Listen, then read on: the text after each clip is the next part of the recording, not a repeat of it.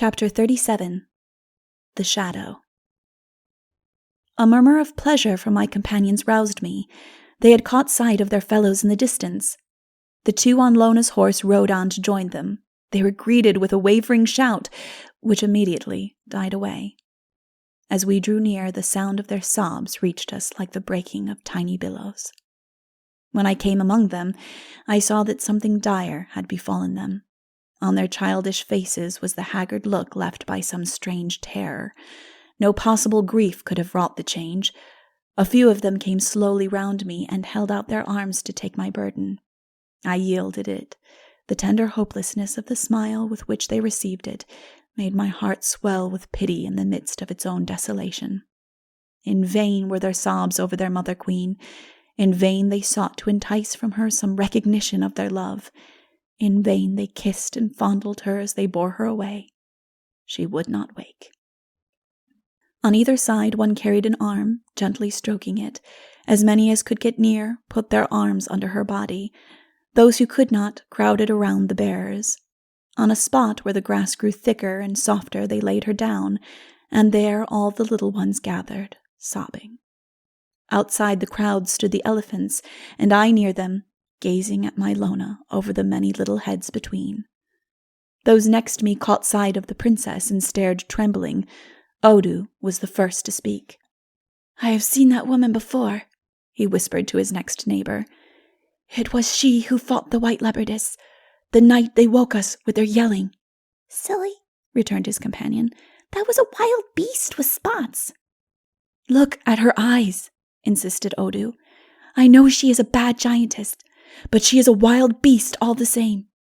I know she is the spotted one." The other took a step nearer. Odu drew him back with a sharp pull. "Don't look at her," he cried, shrinking away, yet fascinated by the hate-filled longing in her eyes. "She would eat you up in a moment. It was her shadow. She is the wicked princess." "That cannot be. They said she was beautiful."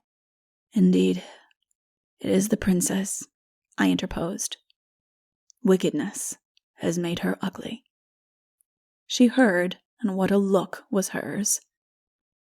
"It was very wrong of me to run away," said Odu thoughtfully. "What made you run away?" I asked. "I expected to find you where I left you." He did not reply at once.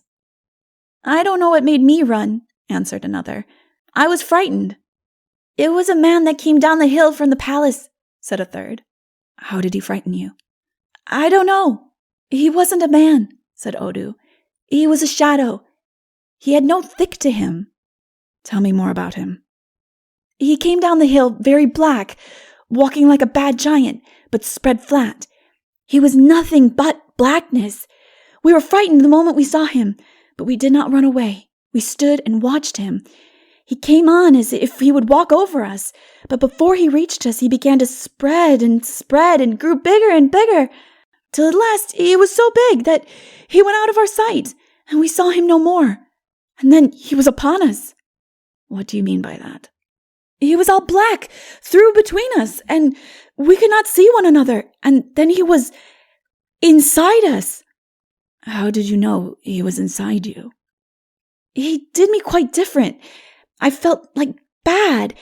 I was not Odu anymore, not the Odu I knew. I wanted to tear Sozo to pieces. Not really, but like." He turned and hugged Sozo. "It wasn't me, Sozo," he sobbed. "Really, deep down, it was Odu. Loving you always. And Odu came up and knocked Naughty away. I grew sick and thought I must kill myself to get out of the black. Then came a horrible laugh that had heard my think, and it set the air trembling about me. And then I suppose I ran away. But I did not know I had run away until I found myself running, fast as could. All the rest running too.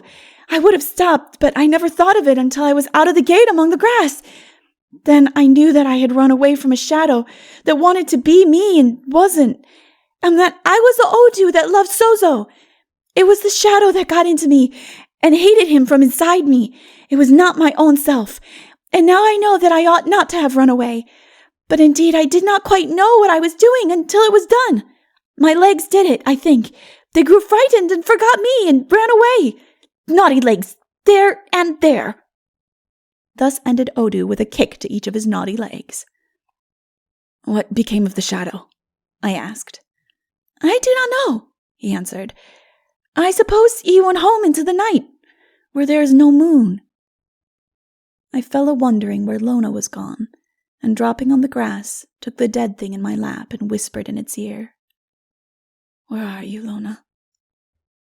I love you." But its lips gave no answer. I kissed them, not quite cold, laid the body down again, and appointing a guard over it, rose to provide for the safety of Lona's people during the night. Before the sun went down, I had set a watch over the princess outside the camp, and sentinels round it, intending to walk about it myself all night long. I told the rest of the army to go to sleep. They threw themselves on the grass and were asleep in a moment. When the moon rose, I caught a glimpse of something white. It was the leopardess. She swept silently round the sleeping camp, and I saw her pass 3 times between the princess and the little ones. Thereupon, I made the watch lie down with the others, and stretched myself beside the body of Lona.